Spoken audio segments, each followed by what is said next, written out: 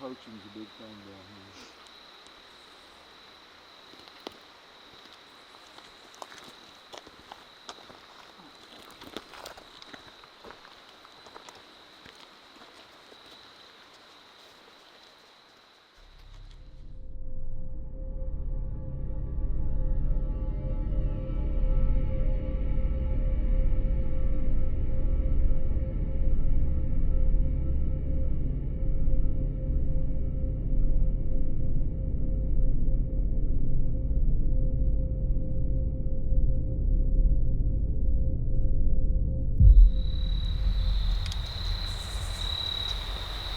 With it getting a lot cooler out, we're gonna actually be able to see things a lot quicker on this thermal, because you got more of a contrast between living things and the environment around it. I mean, I definitely heard something that I think was a rodent.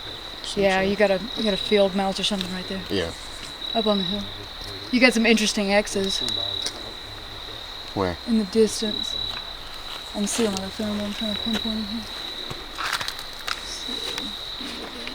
You got movement in this thicket to the right. No hits though.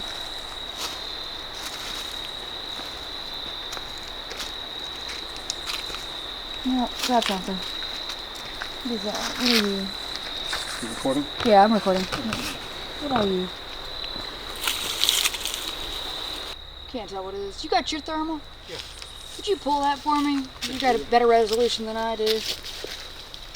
I got an eye on it. I'm recording. I'm just keeping a solid eye on it.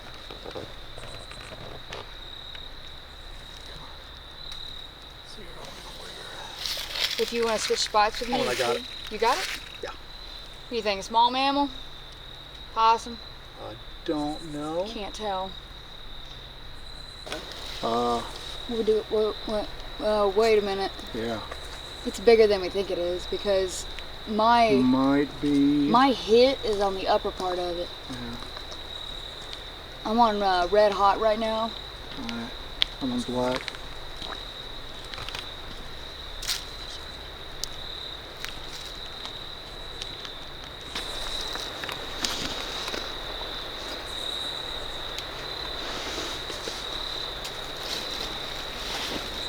Talk to me, Joe. What's that? Talk to me. What you got? I lost it. I'm still on. I've not lost Still it. on? Yep, I'm still in the same spot. It's alive. I was putting off heat. Got it. You got it? Yeah.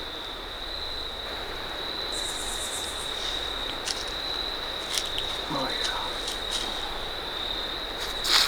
yeah. It's... You want me to run at it?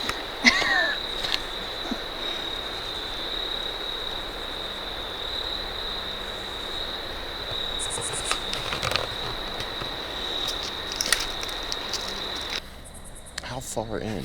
We're talking about, I don't know, I'm tempted just to kind of... Why don't you white light it? What's that? White light it. I'm gonna stay on it. You white light it. I'm actually thinking about... You gonna go? Alright, I'm following you. 3, 2, 1. Go, turbo. Nope. I lost it. I lost it. I lost it.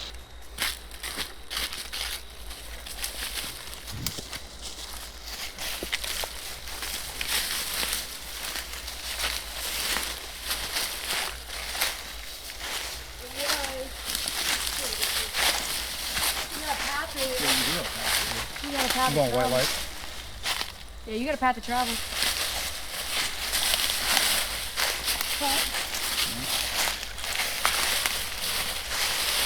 It was...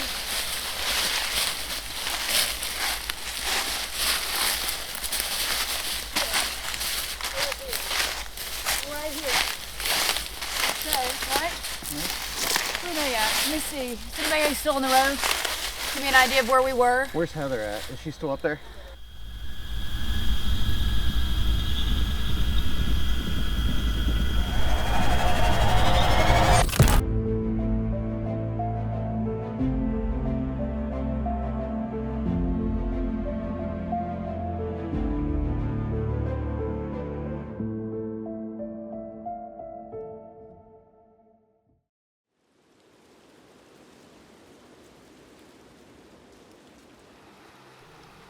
The Little Tennessee River has always felt like a boundary between worlds. It cuts through some of the oldest mountains on Earth, winding past farms, forgotten homesteads, and the ghosts of communities that once held generations of families together. For me, it's more than a river on a map. It's part of my family's story. The land around Needmore, now quiet and mostly reclaimed by forest, was once home to the people I come from.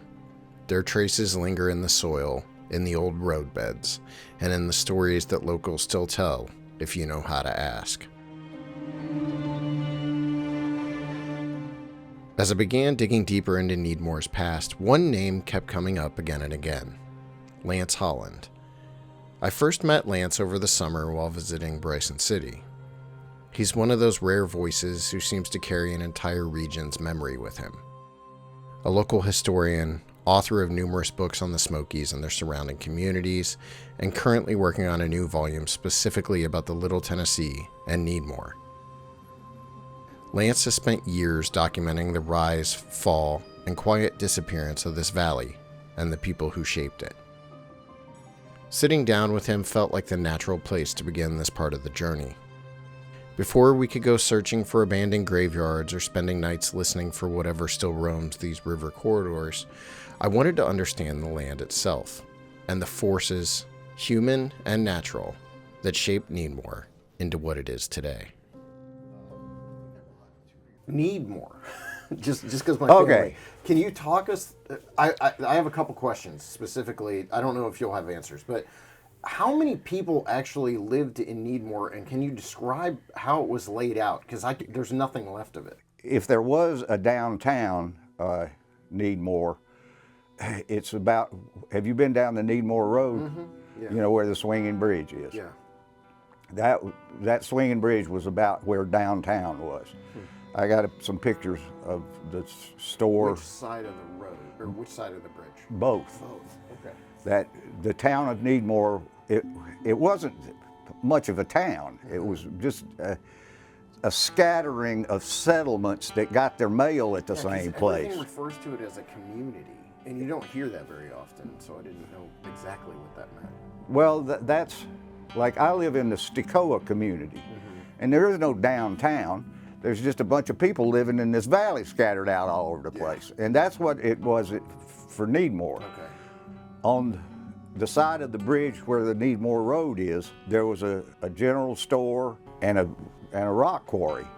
When you first come down the Needmore Road from this side, in the first place you get to the river where there's a public fishing put-in thing, and there's some nice rapids there. Those are called the Needmore Rapids. Or downstream, because the river's running from right to left, was Freeman's sawmill, and it was a pretty big sawmill.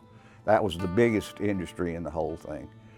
But back down at the bridge, there was a store and a grist mill, I think, and the quarry on the side where the road is, and the post office and the main store and something else was on the other side of the bridge. Okay.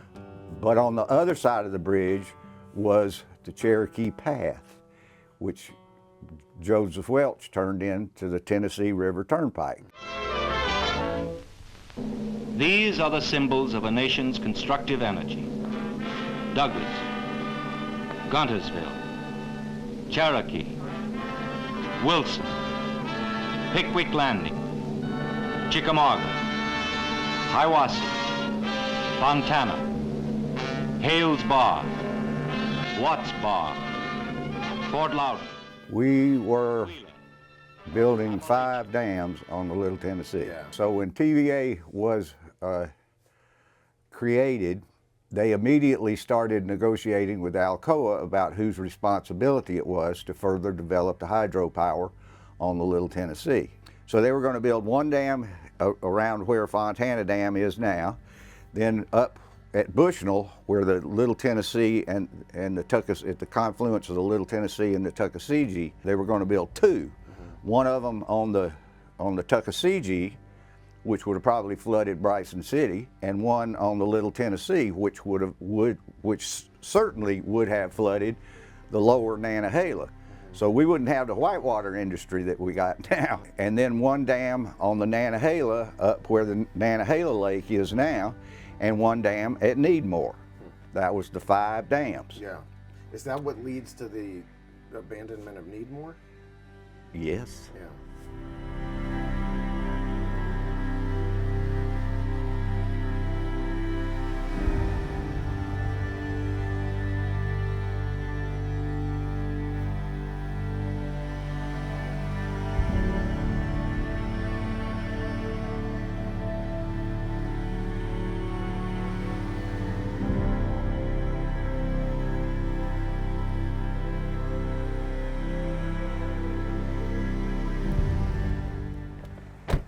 So right now we are at the swinging bridge, which we've been to a number of times.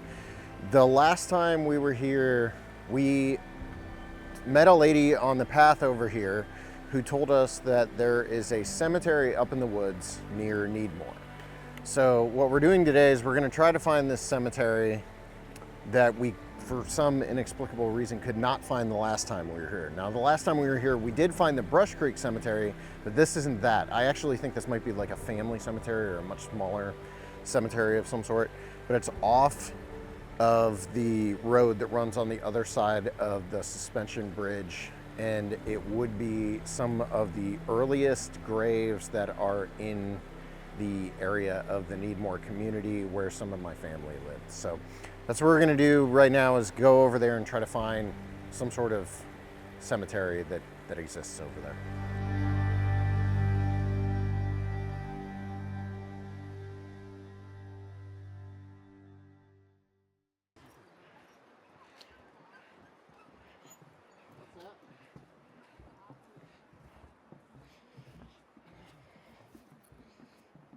So to the right.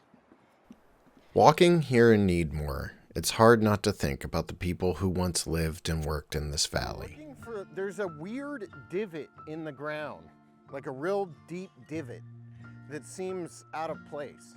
Families built their home along the Little Tennessee, ran stores, farmed the bottomlands, raised children, and lived entire lives in a place that today feels almost completely reclaimed by the forest. While I was interviewing Lance, he showed me photographs of what Needmore looked like before the land was bought up. You said you have photos of Needmore? Yeah. I've never seen anything relating to Needmore. We don't have to do it right now, but I'm going to want to see those, because that's mind-blowing. Images of houses, fences, fields, and a community that felt alive. Seeing those pictures changed the way I look at this place. Now when I walk through these woods, I find myself imagining what used to stand where the trees are now, and the voices that once echoed off these hills. After our talk, I made another discovery. The Freeman sawmill, which once operated right here in Needmore, was likely connected to my own family. Pallas Freeman, my great-grandmother, would eventually marry my great-grandfather Benjamin Breedlove. Realizing that my lineage is woven directly into the history of this valley gives all of this a weight I hadn't anticipated. These aren't just stories from someone else's past. They're pieces of my own foundation. These are the directions. Cross the swinging bridge. You Turn turn right. Go up the road about half a mile. Half a mile. You'll have to look hard, but there is an old road that goes off to the left. Right, okay. Yeah. In this part of western North Carolina, honoring the dead is more than tradition. It's a responsibility. Family cemeteries are common on ridgelines, tucked into hollows, or placed just beyond the tree line, near old home places. Generations rest on the same slopes where they once lived, and it often falls to the descendants, sometimes just a handful of them, to keep those places from vanishing. When relatives pass away or families move on, the land can shift into new hands, or no hands at all. Without someone to tend the stones, cut back the brush, and keep the memory alive, a cemetery can disappear in a single generation. And once it's gone, it's almost impossible to find again. We're here now searching for one such graveyard, partway up a hillside, one of countless burial grounds scattered across these mountains. Western North Carolina is full of forgotten cemeteries, places where stones have toppled, names have weathered away, and paths have disappeared beneath decades of leaves. If not for the cousins who still tend this land, my own family cemetery here would have been swallowed up the same way. Coming back to Needmore on these trips has changed something in me. It's given me a deeper appreciation, not only for preserving our own family history, but for honoring places like this. Empty on the surface, yet full of stories, waiting for someone to remember them. I bet it's right here.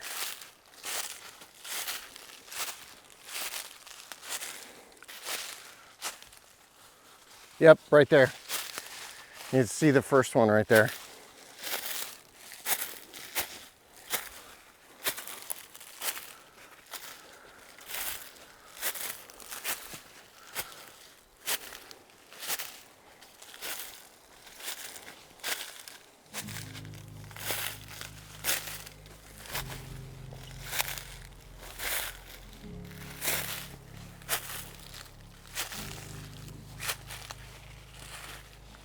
This is the only one I see.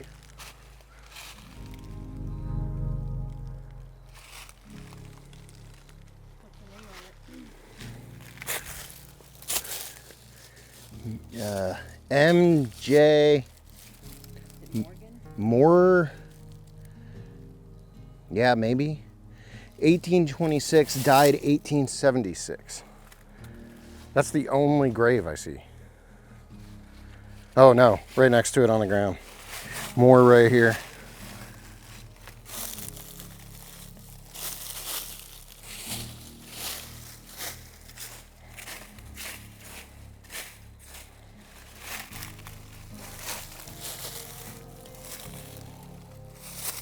What's that one say? Sarah S. E. Dam. Born That's a V, isn't it? A V? Davy. D-A-V-I. Yeah, Davy. Born N-N-C.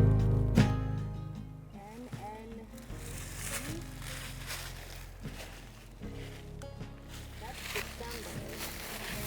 Half of this is missing. Yeah.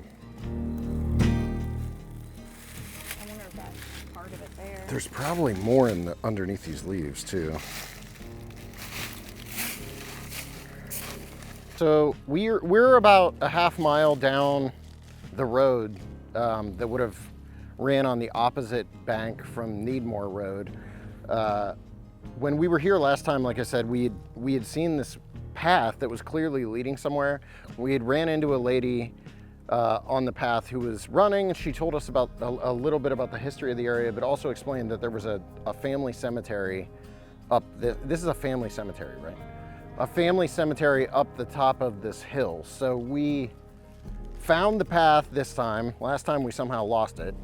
Found the path, came up here, and there are what looks like 3 headstones, but there might be more. It looks like there's an impression in the ground where there might be more, but as far as headstones, there's 3 here. So I think it's interesting and kind of depressing that every single time we have gone looking for something like the remnants of Needmore, this part of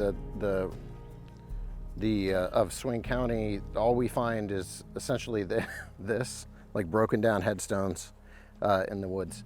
I don't know who these people are, but I think, you know, maybe this will open up a new line of research for us and something else we can look into.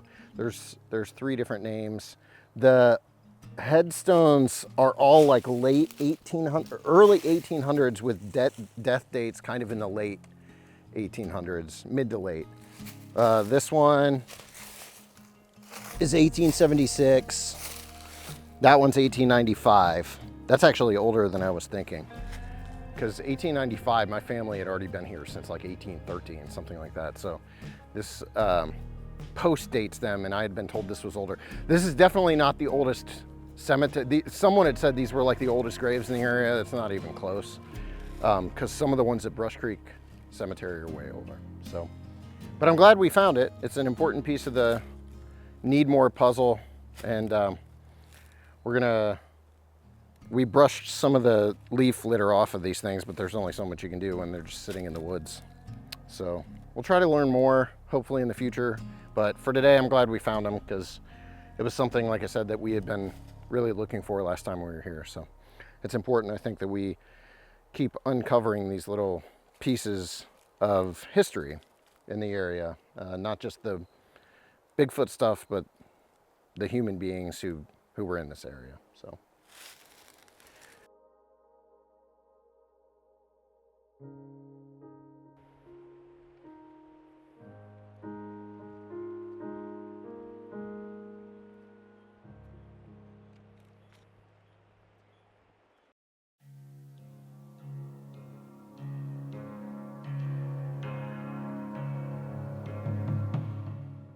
So it is getting dark out.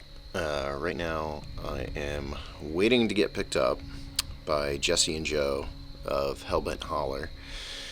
And Jessi, Joe, and myself, along with Jeff Carpenter and Heather and Courtney, are going down to the Little Tennessee River and doing a night ops on the banks of the river. We're going to try to sort of walk along the road where Needmore used to be, but I'm excited because this will be my first time being down there at nighttime. So and you know, it'll probably come up later, but this is the same place where there was a sighting a number of years ago of Bigfoot actually crossing the Little Tennessee and going up the bank and across the road, directly across the river from where Needmore used to be. So that's our plan for the night. We're going to go scout around, probably do a night hike.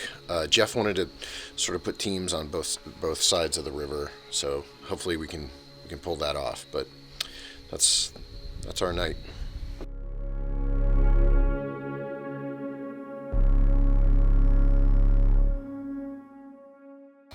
I want to talk to you about where we're going next. So we're going down to the Little Tennessee River near Needmore. Right. Obviously Josh had a sighting near there of like two individuals walking along the banks. Anything else that you're aware of down there? The couple, had the sighting that we looked at last time, from that water meter place kind of thing. Yeah. That was a really good sighting. And then of course, Josh, like I said, had sighting from the road kind of thing. And then had some other people. One of them was a cooner. They want his name mentioned. He had that big field, it's got the equipment in it. Mm-hmm. Near the end of that, there's a trail, and his dogs had run in there. He was still in the field. One was an older dog, real experienced dog. The other was a younger dog, and he just heard this crazy commotion, the dogs were going crazy, and they went ball hooting, is the term I use, back towards the truck and hid underneath the truck, both dogs, even the experienced dog. Mm-hmm. So I came back about a week after that, down in there, and went out that little skid road where the field ends. Yeah. And I was tracking the dogs, right? I could see their tracks in the mud pretty good, and I came up on a spot where they just slid. Whatever they saw, they just stopped, slid, and then there's a big commotion there. You could tell where something had been going on. The dogs were running around, and something came off the bank. Couldn't really tell what it was. But what was weird, just about 10 yards past that, was best way to describe it was a small, really small, maybe this big in diameter, tree that was kind of uprooted and ripped and then turned upside down and stuck in the trail. Oh, weird. I don't know what to say about that. Yeah. But that's what happened. So there've been a few things on the river for sure. And then there's random reports, from different areas, particularly back in here. Somebody had some apples get stolen, bushels of apples. Not just drug off, but carried off kind of thing. I think that might be. Well, yeah.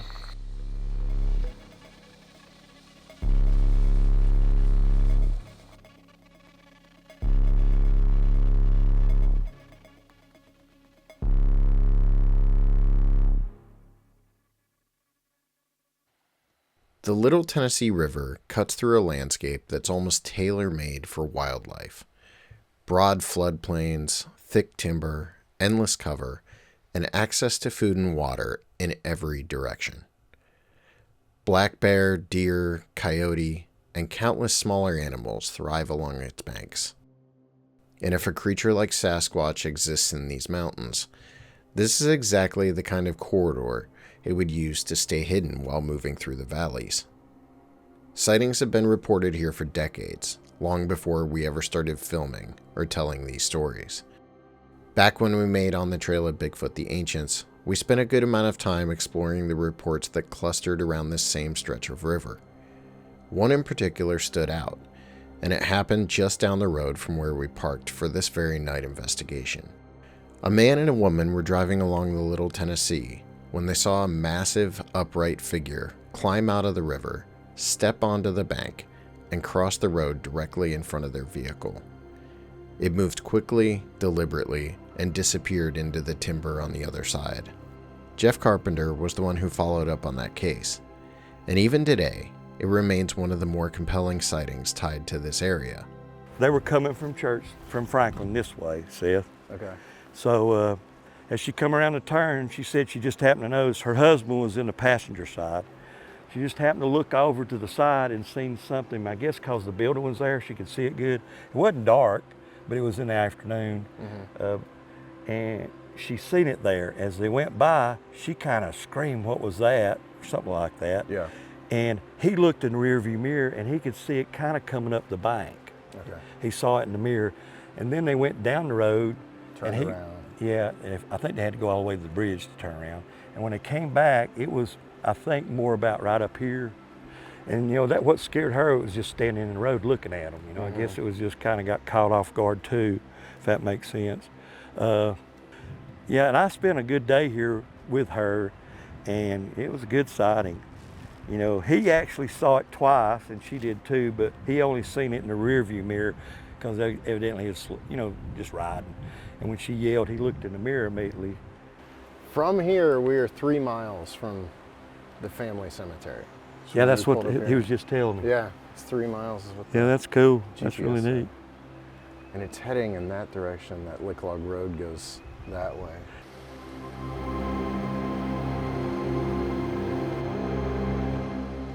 As we stood here in the dark, listening to the river and watching the ridge lines through thermal, it was impossible not to think about that moment, and what else might be using this valley as a pathway through the night. Joining us for this part of the search were Joe and Jessi Doyle of Hellbent Holler, investigators we've worked with before, and 2 people who know this type of terrain as well as anyone. Jessi is originally from this part of North Carolina, and when she heard we were heading into the Little Tennessee Valley, she didn't hesitate to make the trip up from South Carolina to be part of it. For her, this isn't just another investigation. It's a return to her own ancestral land, a chance to explore the stories and shadows of the place where her family roots run deep. So we have 2 thermals with us, Running an AGM high pan over here on this one. So. and then I've got a Pulsar Axion X238 thermal, which also records sound, which is pretty helpful as well. This is something we came up with actually when we were in the URs. It's a high sensitivity microphone that goes into a 32-bit audio float recorder, and then we've got that running off auxiliary power, so we can probably run 6-7 hours with it if we need to at that point. So the idea with that is I hear a sound in the distance. I can just easily take that, point that to where I'm hearing the sound come from. We go completely still, completely silent, and we can get high quality audio of whatever we're hearing or experiencing out there. Cool. All right.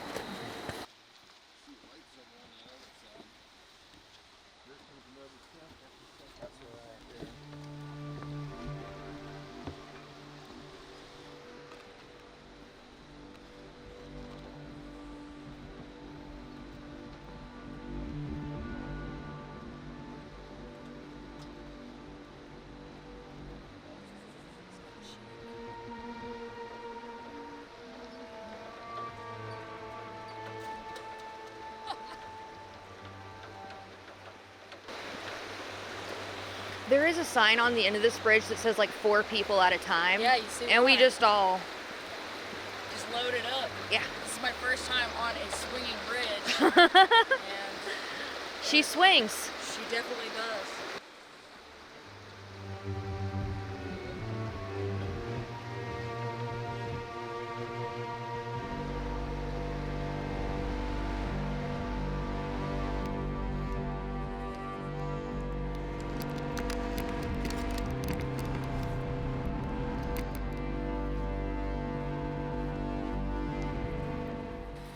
All right, we're going this direction.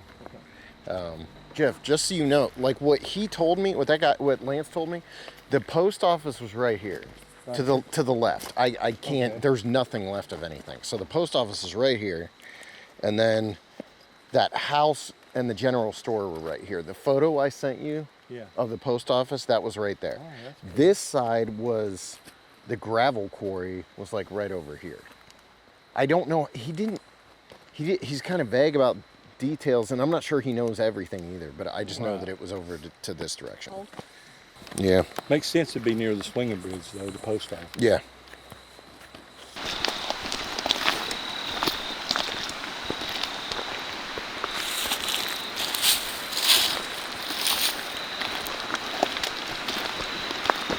It goes back to this, there used to be a farm down here at the end, Jeff.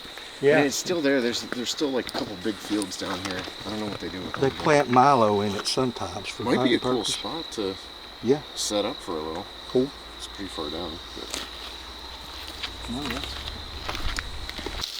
Yeah, it's super dry out here, so what I'm basically doing right now is finding the only area where there is actually water. Where you're going to have soft land, mud, anything like that. And you will see if something is coming out of the woods and headed towards the river to maybe get water. So it would come down off of this land here. And this is kind of soft area, so that's why I'm kind of really thoroughly scanning through here, because you would see that landing point where something would come down from the woods to cross this to go to the river to get water. Further down here, the river does get a little bit further away, and that side of the road does get almost swampy and boggy between the road and the river for a while too. Because there were homesteads between this road and the river a little bit further down. Yep, there you go. That's the other thing too. We find most of our activity around old spots of human habitation, like old abandoned homesteads, old farms. Especially where we're at, there's a lot of old plantation land that's been taken over and allowed to go back to just forest at that point. Usually around those old plantation areas, you'll find you'll find more activity for some reason. I don't know why. We've heard people say that they use the ruins for shelter, whatever. I have no clue why, but it's true. You do tend to find more activity around those spots at that point. So. And it kind of makes you wonder, the people that used to live there, the people that inhabited that land, hundreds of years ago, what were they experiencing out there? What were they seeing out there? Were they seeing these things? Were they interacting with these things? And a lot of those people, they never made contact with the outside world. There's one plantation site we go to that is so far out there, you might as well be on the moon at that point, because you're never getting out of there. So you have to wonder, what did these people experience out there with these creatures? Well, as far as the Appalachian, Bigfoot portion of it, it's so intertwined with folklore for it as well. If you go look through a lot of the old tales, you don't see the word Bigfoot. I mean, that didn't come around until the 1960s. But if you look at a lot of the folklore of the area, if you're familiar with haint blue, how people used to paint their porches to kind of scare away the haints, those original stories, if you took the word haint out of it, it's basically a Bigfoot encounter. Something was coming out of the woods, circling the farmhouse, banging on the walls, and that's where the haint blue thing really originated at, was to get rid of those forest walkers, basically. So Looks like it could hold about 20 people in it. It's very small. There's movement on the left, as you heard. It didn't sound super big, but I heard it. Up on the left? Yeah, up there. A what? Movement. Movement up there. That's your comment? Yep.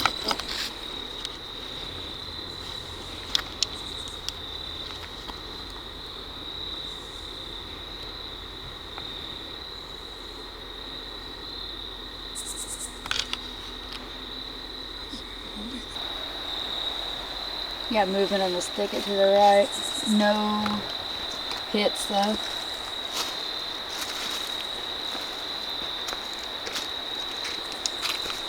No, that's something.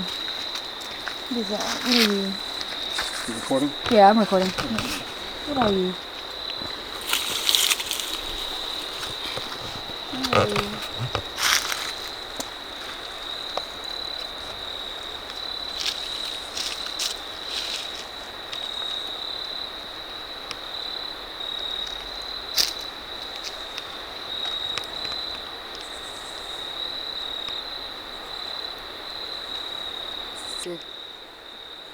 Does it look big enough to be a bear?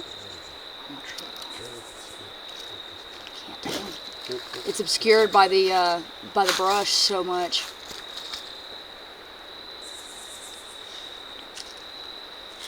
Oh yeah. It's how far in? It's you're talking about. I don't know. I'm tempted. Why don't you white light it? What's that? White light it. I'm gonna stay on it. You white light it. I'm actually thinking about it. You gonna go? All right. I can follow you with this.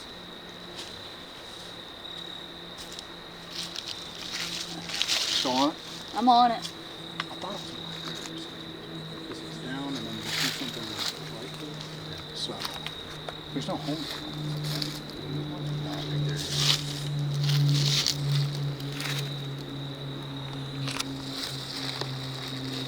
It's not really moving around. Like it's not Yeah, but leaving. It's. What are you doing?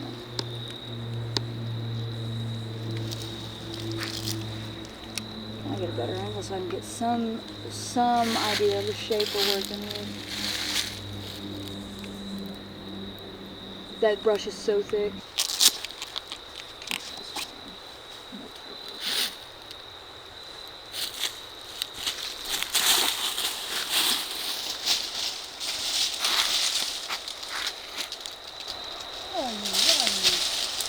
you got it again? Nope.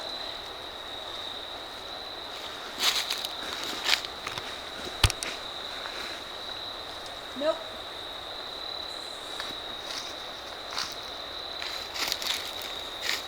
Well, maybe. I'm gonna go that way. I'm gonna go in here. You want to go in there? Yeah, I'm gonna go in here.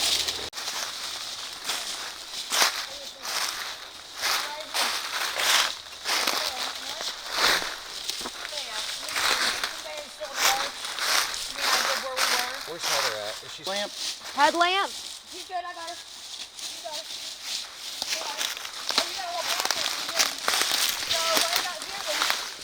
I'll bring this light down. That log's got a little bit of heat, but nothing like what you were seeing. Can you describe what you were seeing? You just see kind of just a rounded thing. You can't tell what it is at all. Like I was trying to get the shape on it, but this is so thick. You can see through here. Yeah. This is so thick that anything that's going to be between it and my thermal is going to obscure whatever the shape is. I was trying to move around and try to get the shape of it, but Heather's right there. That's where we were. Right here is about where it was. So honestly, it looked like a black bear on all fours for a second. Okay. But then I got the footage. I'll give you the footage. Yeah, something upright was either next to it or it stood, which black bears can stand on hind legs, but usually they need a reason to do it. They're eating food or doing something like that. So there's nothing here that would give you a false hit. You know? You don't have like rocks or anything that's going to hold heat. It's going to give you a false hit. And we would have just tried a black bear and this could have brought it. So that could have been nothing, but I'm not picking anything up here right now. Yeah. Well.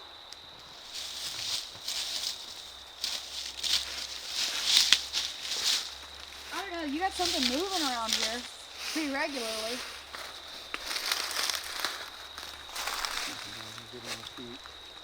Huh. Yeah, it was right. I mean, it's right in here near these two big trees. Right about here, because we were right there looking directly up at us. So. Yeah, because I can see Heather plain as day up there right now. Yeah, I don't know. This is about where it was. Whatever it was right here. The object in the thermal footage wasn't conclusively determined to be much of anything. Jeff Carpenter believed it to be a large rodent, but Jessi and Joe felt the size was substantially larger than a rodent, large enough to be at least a black bear. We continued walking toward the end of the road, passing by the same area where we'd exited the road earlier in the day to search the woods for the cemetery. It's a little more sobering to consider those forgotten graves sitting in this eerie forest at night. Eventually, the drivable portion of the road dead ends into a gate, and beyond that, the trail becomes very narrow, with a steep hill on one side and a creek on the other. Past the creek is a large cliff face and a ridgeline. Our plan was to split into 2 groups when we got to the end of the road. Fishermen that come down through here. Oh, yeah. This is real thing. So they have the gate. There's a gate right here that basically blocks off the road and it just becomes a path. So this was like, I don't know, I kind of wanted to hang here at this trail at some point. Or not trail, the field. Oh, the field here? Yeah. I think that field's pretty cool. Yeah. And that goes up, so it gets higher and it kind of rings that field. So I think it'd be a good spot to hang for a bit. You probably had a homestead at one end of this field. Yeah. I mean, there were still ruins back then. Not much, but like there was still something left. But now they said they've literally taken everything out of here. Oh, they took every bit of the hearths and everything. Wow. Everything's gone. Yeah, and this all would have been considered Needmore. Yeah. What do you guys want to do? If you want to park in the field for a little bit, we can. Situation, what would you guys do? Honestly, we'd park in that field for a little while, go back to back with thermals, and see if anything came in to check us out. Yep. We'd be quiet for a little while. We'd talk conversationally for a little while, and then see if that. Again, our whole thing is make it curious, or tick it off. You know what I'm saying? So it comes in to kind of like see what's going on. Yeah. Because this is, keep in mind, this is a novel situation. Even if people are hiking through here, or people are coming out to do night fishing or whatever, they look nothing like what we're doing right now. So what you're doing is you've got a disruption in its normal environment. Something whose whole existence like revolves around remaining secret. You got to check out novel things like that. Is this going to be a threat to me? How do I need to adapt to this? So, yeah, people walking around with electronic devices, red lights, anything like that. It's completely different, and this time of day too. Obviously, there's nobody else out here, so it's kind of out of the ordinary for people to be out here, especially a large group of people. Red lights, all this stuff. It's very different. You know, it's definitely a red flag for whatever is out here that this is different than what I'm used to seeing. And this time of year, it's perfect for thermals. So, it's cool enough so that anything alive is going to stand out just like what we saw back there. Right. So. Sweet.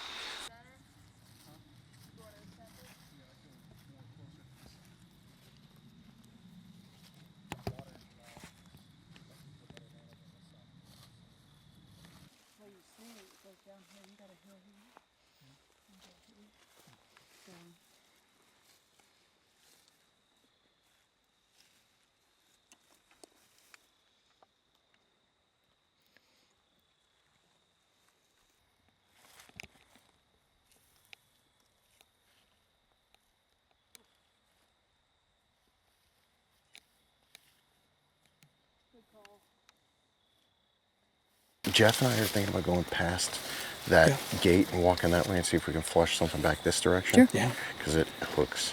What time is it? I figured 8:10. So you want to say maybe 8:45? I'll make a knock and a whoop. Got it. That makes sense. And then y'all can reply back if you want.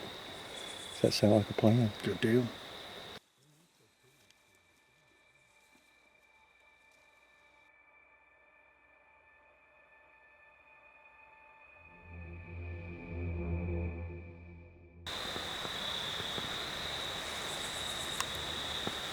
I do think it's interesting that we're going to kind of be able to, maybe, you and I don't do, that's like not part of our tactics to do like whoops or knocks or anything like that, so it's kind of interesting to experiment with that, you know? Yeah.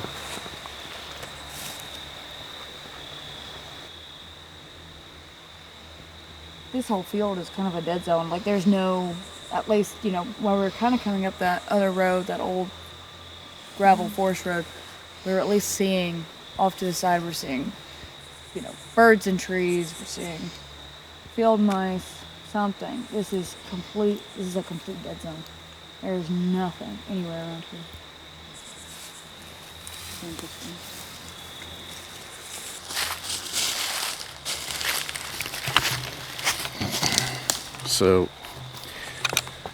So Jeff's gonna do a whoop and a knock, and then they're, how far back do you think they are? 400 yards, 500 maybe. 400 or 500 yards back that direction in this open field, the old farmstead.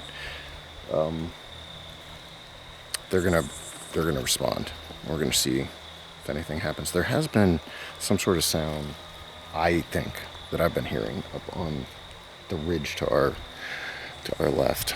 And Jeff earlier thought he heard something over the creek, which is on the other side of the trail, like movement or something. There was also like a bird or something that was chirping at us earlier, so could have been a bird.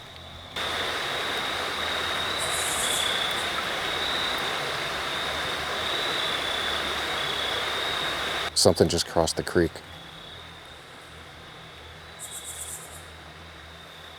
You didn't hear it?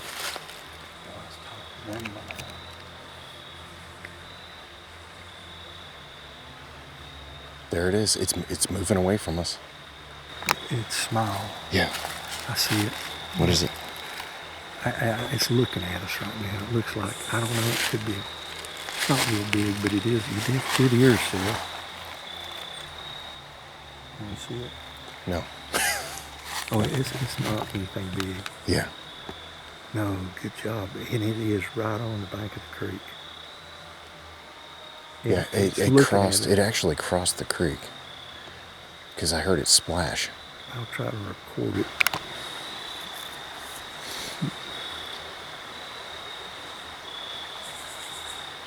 It's facing us, so it's hard to see its profile. How big do you think? There's two of them. Wow. Beaver? Took off, when you moved, they took off bigger than crap.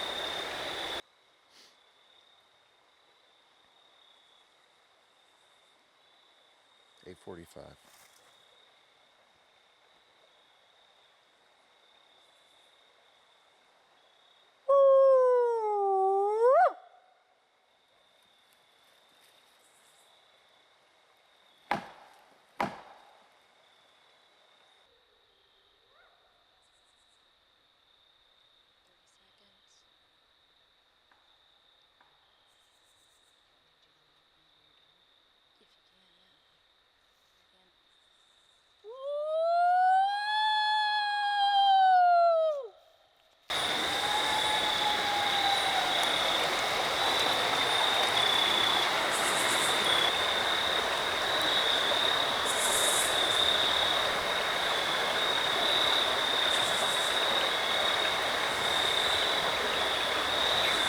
Yeah. Kind of like what? Did you hear something? I thought I heard a howl from that That's direction. what I thought, yeah. Something is kind of faint. Low. It was very faint. Yeah. It was a distant. I heard something for sure, but it was distant. It was pretty far. Or really quiet.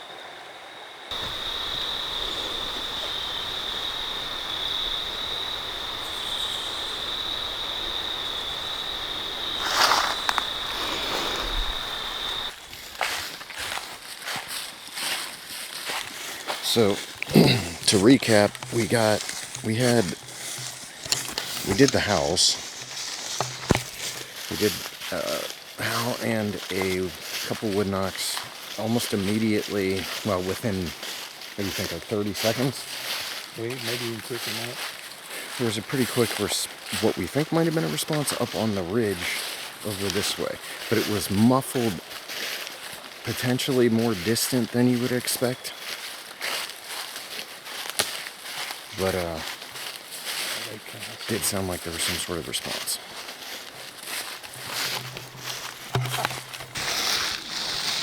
Still alive? Yeah.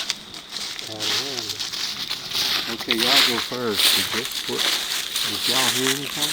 No, we're dead zone. I might have just heard something just now off to the left, but So who did the whoop or scream back? Courtney. That's a good one. Thank We you. heard something, but me and Seth both had a muffled sound. It was way on the up ridge. this It was really within faint, but 30 it was- seconds of you. Yeah, There was a short span of time, and then there was what I would call a howl, but it's once you go down that way, there's this huge ridge off to the right between you and the river, and I think it was up on that. Interesting. But it was weird the way it. Can you hold on to this for me? It was weird how it sounded, because it was muffled, but it didn't like echo or anything, so it didn't sound like it was super distant. We also had a ton of movement going on. Yeah. Like stuff was crossing the creek. We only got a glimpse of 6 feet. But whatever it was responded to your call for sure, though, because it was pretty much immediate, wasn't it, Seth? After Yeah, it was call. within 30 seconds. So I was Thurman. It's pretty cool. He was feeling super uneasy, which I think is odd. When you get down there, both sides get real steep, and you're just right in the middle of both these ridges. So one thing we were wondering is how far away would you say you were from here? Because You sounded so you close. sounded very close to us. We weren't. We came back some. Yeah, I'd say we were 200 yards. Yeah. I don't think it was as far as we thought. Yeah. We came back about 150 Also, yards. that noise is probably carrying right back to you because of that wall that comes out of there. I mean, it sounded like you were at the end of the field. No, we were further. So, I don't think anything like definitive happened tonight. There was nothing crazy. Some vocalizations though, I mean, at the very least, there was odd sounds that resembled vocalizations that we heard pretty far down the old Needmore Road. No, obviously we didn't see anything, but we do have the thermal hit that Jessi got, so they're going to analyze that and send that to us. We were out there for a while. I'm excited to come back. I think that road is actually a far better location to look for Bigfoot than we had previously thought. Especially when you get back into that, when it becomes kind of a footpath and it gets tall on both sides. That's a really interesting area. So I think our time down here has only just begun. I don't think I'm certainly not looking to, just do a few trips and call it. This is kind of a home away from home, and beyond just my family connection and the beauty of the terrain, the Bigfoot mystery here is really intriguing and is something that keeps me coming back. The rest of the evening was uneventful for us, other than 2 oddities. Earlier in the day, Jeff and the girls had been out in the Nantahala Gorge filming B-roll when the relatively new battery on my Jeep inexplicably died. A random event, to be sure, nothing really all that weird about it. However, following the night investigation, the battery on Joe's brand new truck had also died. Coincidence or something more? Regardless of the cause of all of this, our night in Needmore was at an end.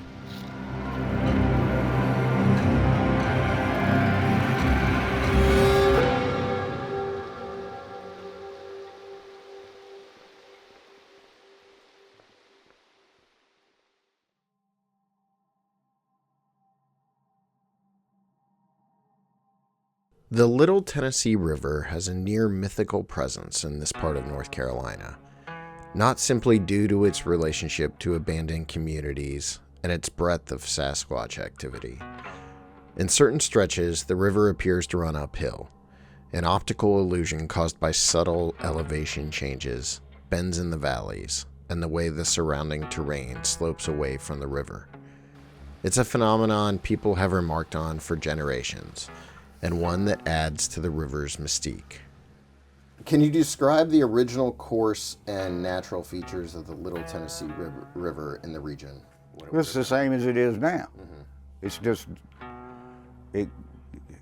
except part of it has been impounded into lakes, but the river is the same. The thing about that is there's some of these rivers in the southern mountains that seem to be running in the wrong direction.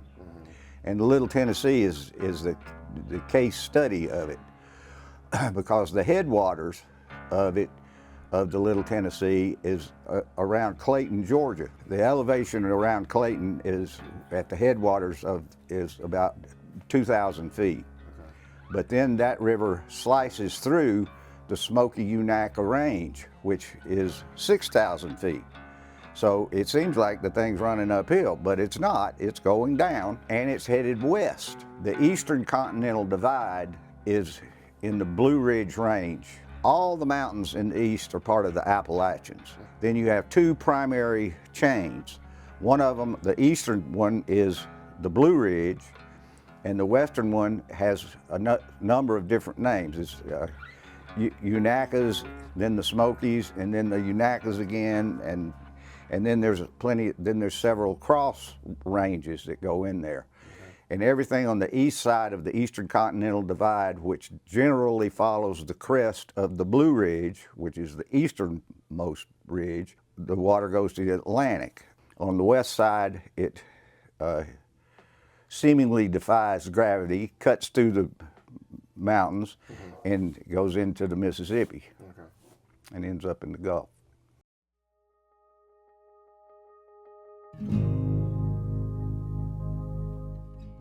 The Little Tennessee River has always been one of the most important waterways in western North Carolina.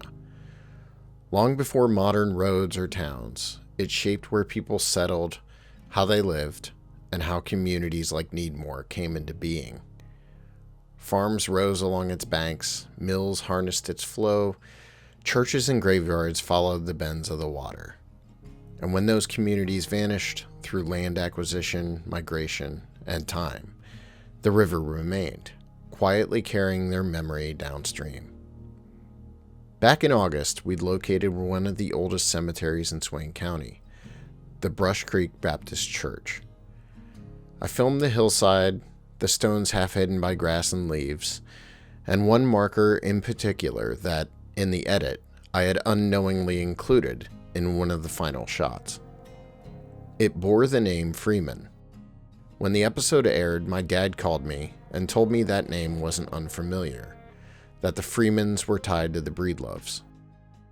When Lance had mentioned the old Freeman sawmill here in Needmore, suddenly all those threads began to pull together.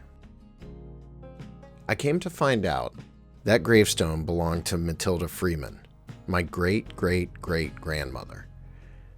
Matilda, sometimes recorded as Melinda, was married to Thomas Freeman, who moved his family into the valley in the 1850s after acquiring land grants in what was then Macon County. Together, they built a life here, raising a large family along the Little Tennessee. But in July of 1859, tragedy struck. Thomas, Matilda, and their teenage son William all died within the same month, likely during a smallpox outbreak that swept through the region.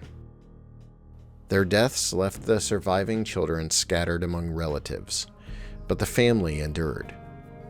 One of those children was Robert Henderson Freeman, Matilda's son, who would go on to become one of the most successful farmers in the Maple Springs area. Robert married Mary Jane Smiley, and together they raised several children, including Charlotte Palestine Freeman, my great-grandmother, who would later marry Benjamin Breedlove, my great-grandpa. Through that union, the Freeman and Breedlove lines became permanently intertwined, rooted right here along the Little Tennessee. The land, the mills, the churches, the cemeteries, none of it is abstract anymore. It's family. The more I learn, the more this place comes into focus. What once felt like an empty stretch of riverbank now feels layered, stacked with generations of work, loss, survival, and memory. My connection to this land isn't fixed. It keeps evolving as more names, stories, and faces emerge from the past. Needmore isn't just where we're searching, it's where my people lived, struggled, and endured.